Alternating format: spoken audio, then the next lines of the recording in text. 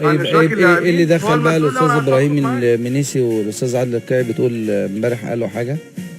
ما انا بقول لك امبارح قالوا ايه بقى ان شاء الله؟ كانوا بيعلقوا ان انت سالت قلت له انت جالك عروض وهميه وانت ما قلتش الكلمه دي خالص. طب يعني هم جابوها منين يعني؟ هو احمد فتحي اللي قال كده، لكن للاسف السؤال كان واضح. بص يا كابتن خالد، السؤال كان واضح. انت تألقت في كاس الافريقيه الاخيره في الجابون. ف ده ادى ان جالك عروض ان جالك عقود احتراف. هل السؤال ده في حاجه؟ لا ما فيهوش حاجه. بس للاسف المهندس عادل القيعي يعني مش عايز مزايدات بقى. انا اسف يعني فاهم الناس غلط ولا ايه؟ قال لهم ده شفت مهيب ساله قال له عروض وهميه فكان لازم يرد على السؤال. بس مش عايز حد يزايد علينا. انا لو موجود وبجري الحوار مكان مهيب انا هستفز اللي قدامي بالظبط عشان يقول لي كل المعلومات بالظبط. بالعكس ده مهيب كان عايز يهديه بدليل ان هو قال له سيد ابو حفيظ ده انت اسريا وصحابه عليا. عشان اللي هيزايد عليا هو حر. ايا كان سنه، يعني راجل عنده 80 90 سنه ما حدش يزايد علينا. خلينا بس يا كابتن، خلينا بس نقول ان حسين البدري طلع قال ان في 7 لعيبه هيمشوا، ده في نفس الحوار، فده من التصريح الاستفزازي، وقال لك هستغنى عن بعض الكبار. اذا اللي خلى عماد متعب ينفجر هو فكره ان هو هيبقى في غربله نهايه الموسم، بدليل ان طلع كلام على ان هيبقى في مجزره في النادي الاهلي، وطلع النهارده كابتن انور سلامه قال لجنه الكوره مالهاش علاقه. طب معلش انا عايز اسالك سؤال بقى يا استاذ ابو المعاطي. اتفضل يا كابتن خالد.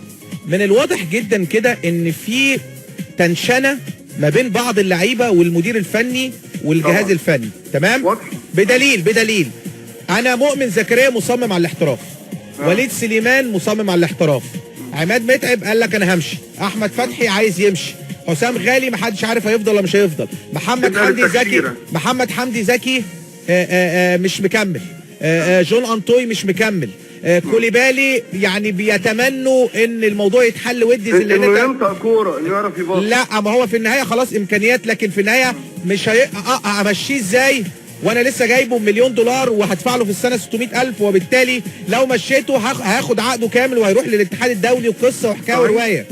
مين بقى اللي عمل كده؟ بص يا استاذ ابو المعاطي، انا واثق جدا في اداره النادي الاهلي والجهاز الفني ان الموضوع ده كله هيتلم. هي القصه كلها ان في نجوم كتير في نادي الاهلي وفي عمليه في نجوم. لا بص، النجوم موجودين في النادي الاهلي طول تاريخه ماشي، لكن الفكره فكره اداره الفريق، ان العدل يبقى موجود بين اللاعبين، ان كل واحد يحس ان اللي بيغلط بيتحاسب، مش حد على راسه ريشه وحد ابن الجاريه. ايوه تقصد مين على راسه ريشه؟ النادي الاهلي لازم ابقى انا حاسس بالعدل وانا قاعد على الدكه. تقصد مين على راسه ريشه عشان ما انتهش؟ لان على راسه ريشه دي مجال اي لعيب في الفرقه، اي لعيب في الفرقه اي لعيب في الفرقه مش كلعيبه، يعني انت بتقصد كلعيبه انه ينزل يلعب في الملعب وفي حد اكفأ منه قاعد بره.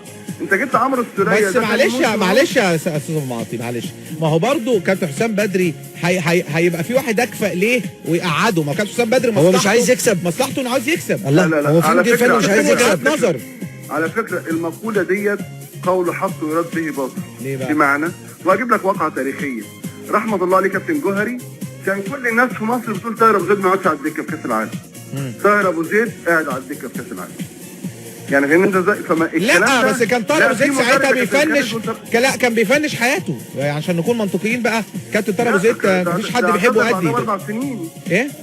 اعتزل بعدها ب4 سنين. كان طاهر ابو زيد مكسر الدنيا.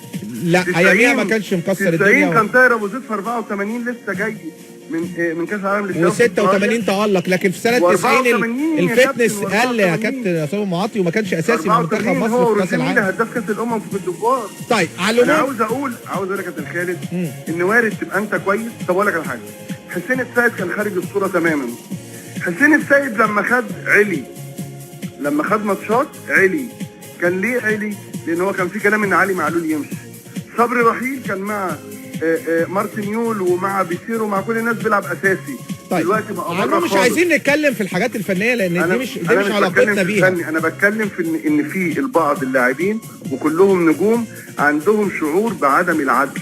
تمام. في الاختيارات، في المشاركات، وبالتالي ما فيش جو اجتماعي يلم الفرقه كلها. انا مش متخيل اصلا ان ممكن غالي يشد مع فتحي. لان هم كبار الاثنين، هم صحاب جدا. هم طيب. الاثنين كبار، معاهم معاهم شريف اكرامي استاذ كده. ابو المعاطي زكي، بشكرك جدا على مداخلتك القيمه. بشكرك استاذ الله المعاطي يخليك. زكي، رئيس تحرير شكراً. نجم الجماهير. ونرجع لك تاني يا مهيب قبل ما نطلع الفاصل على موضوع احمد فتحي كنت بتحكي عنه. اتفضل. فباختصاري شديد يعني السؤال زي ما انا قلته قبل كده، ده السؤال اللي اتسال، ومحدش يقولك اسئله تانية. ما حدش قولنا اسئله تانية. ماشي. وانا يعني انا بثق في استاذ ابراهيم المنيسي، راجل صحفي كبير وناقد كبير، ما اعتقدش ان هو يعني ممكن اكيد يتكلم. يعني استاذ ابراهيم رمى برضو انه وقع في فخ الاعلام. لا مش فخ الاعلام، لو وقع في فخ الاعلام يا استاذ ابراهيم كان ممكن يطلع قد اللي اتقال ده 20 مره بالظبط. يعني معلش يعني حته الحوارات وكده، انا يعني هو راجل في الاول وفي الاخر ناقد رياضي، انما حته الحوارات دي يعني تمام. يعني كان ممكن هو عارف اكيد، يعني هو راجل بيقدم برنامج بقاله فتره لا هو صحفي، ده استاذ ابراهيم منيسي هو ملك الف ب اعلام، بتستفز اللي قدامك عشان تطلع منه اللي انت عايزه. لا بس هو من النقاد. وانت لم تستفز حد بصراحه. انا بالعكس، من الامانه انا بحب استاذ ابراهيم المنيسي، لانه من الناس المحترمه وليا معاه ذكريات طيبه يعني. فانا ما حصلش خالص ان انا استفزيت احمد. هو يعني بالعكس قيل كمان استاذ ابراهيم منيسي قال قيل قد يكون مهيب قال بحسن نيه. والله بحسن نيه. اقسم بالله كانت بحسن نيه. والاكتر من كده ان انا عارف ان في صداقه ما بين احمد فتحي وسيد عبد الحفيظ. حتى انا بقول لاحمد فتحي، قلت له سيد عبد الحفيظ عمل كده بحسن نيه على اساس ان انت صاحبه، وعلى اساس ما يفتحش الباب لوجود طبعا عروض كتير، فده ممكن يعمل خلل في الفرق. هل احمد فتحي كلمك بعد كده؟ ما عادي بنتكلم بعض، مفيش يعني بالعكس. احمد قلت له انا زعلان من اللي حصل؟ لا قال لي مفيش حاجه، قال لي كله خير. كله خير. طيب هل فعلا جهاز الفني منتخب مصر زعل من هذا الحديث؟ لا خالص، ملوش علاقه. قيل ان هم زعلوا ومش عايزين يعملوا لقاءات. لا والنادي الاهلي منع بعض اللعيبه من عمل لا لقاءات. الاهلي منع لعيبته عنده، مش في المنتخب. امبارح عمرو جمال مسجل، كله مسجل، وساعات سجل، مش اي حاجه. تمام. طيب هنطلع لفاصل اغنيه وفاصل اعلاني، ونرجع نكمل حوارنا مع مهيب عبد الهادي في برنامجكم الكوره في ملعبك. عندنا رسائل كتيره جدا جدا على 195-0. انا حميدو الاهلاوي، انتوا جايين قوي على الاهلي كده، حرام عليكم. وانا عارف ان مش هتقرا الرساله عشان انا اهلاوي. انا عايز اقول لك حاجه يا كابتن خالد كابتن خالد، عايز اقول لك حاجه مهمه جدا. يعني انا عرفت الكلام ده بعد اللقاء، ان كان في حوار صحفي عامله احمد فتحي، كان هيتذاع تقريبا في نفس التوقيت بنفس الكلام.